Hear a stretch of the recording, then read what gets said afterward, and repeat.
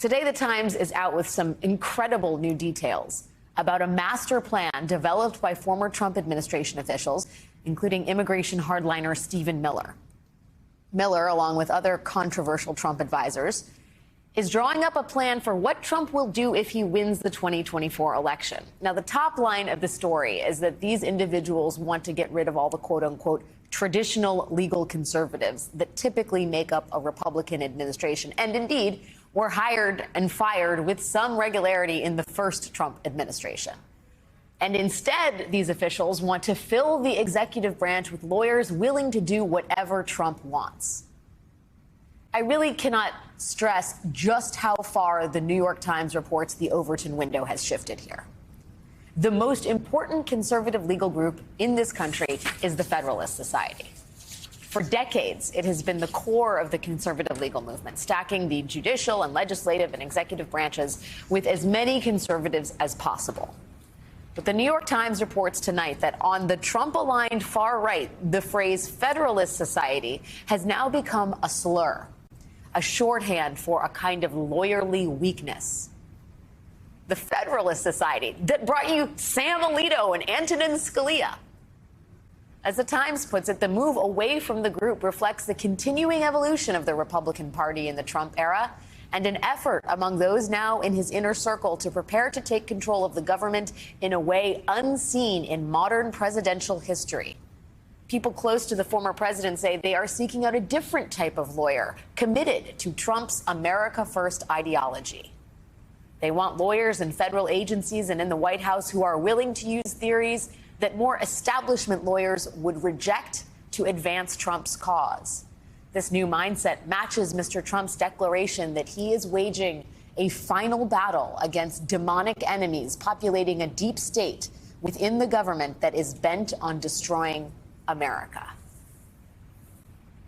Reading between the lines here, the most out there Trump aides, like Stephen Miller, are putting together lists of legal minds that they want in a potential second Trump administration. And the litmus test here isn't whether a lawyer is a conservative or even conservative enough, but instead whether a lawyer is willing to let Donald Trump test the bounds of legal thinking and concentrate power for himself. And that includes the Justice Department. The Times reports that advisors are likely to follow Mr. Trump back into power, view White House authority to direct the Justice Department as proper under the so-called unitary executive theory. That is the theory popular on the right that says all executive branch officials should be under the direct command and control of the president. Joining me now is Andrew Weissmann, former federal prosecutor and co-host of the Essential podcast, prosecuting Donald Trump. Thank you for being here tonight, Andrew. Before we get to the legal news today, I found this New York Times reporting staggering. The lengths to which Trump wants to push everything into an area that no one, not even a gray area, a dark black hole where the law has not gone before. Yep. Kenneth Chesebro, John Eastman, Jenna Ellis, Rudy Giuliani, Sidney Powell. These are Trump's lawyers who are now criminally indicted. Those are the kinds of folks or the actual folks that Trump would like to have in the White House making big decisions if he wins in 2024. Your reaction? This is the model of Roy Cohn. I mean, we are talking about not a legal system. This is an extra legal system. My issue is not with the Federal Society. It is not, I disagree with the opinion of Pat Cipollone or Don McGahn. And I think it's wrong to be thinking of it as, liberal versus Federalist Society in terms of those are legitimate differences. And you can have real debates about it. But there are people who have lines. Don McGahn had a real line. He was not willing to lie for the former president. Pat Cipollone was not willing to engage in insurrection. Now, I know a lot of people would say that's not a high bar. You're not willing to commit a crime. But they were willing to say no. They were acting as lawyers within their own set of principles. This is taking a playbook out of fascist authoritarian regimes where lawyers are part of the tools of giving a veneer of legitimacy to authoritarians to make it appear that they're staying within the law when they're not. What so shocks me is that these lawyers seem absolutely willing to be used as tools. It's as if there's no self-respect for the knowledge that they've accrued as professionals and as people who have graduated from law school. So we're not immune in the legal profession. You've seen it in journalism. You see it on the Hill. You see it in all sorts of ways where power and money has an insidious effect on people in terms of their integrity.